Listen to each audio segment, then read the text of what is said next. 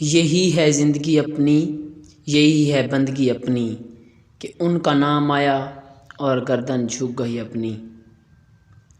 جان پیاری تھی مگر جان سے پیارے تم تھے، جو کہا تم نے وہ مانا گیا، ٹالا نہ گیا۔ رفاقتوں کے نئے خواب خوشنما ہیں مگر گزر چکا ہے تیرے اعتبار کا موسم۔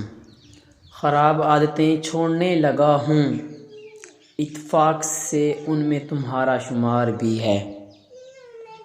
اپنے گھر خود ہی پشیمان سا لوٹ آیا ہوں، میں سمجھا تھا اسے میری ضرورت ہوگی۔ میں ہر دفعہ ہی یہ ملنے کے بعد سوچتا تھا وہ اب کی بار ملے گا تو ہاتھ چوموں گا۔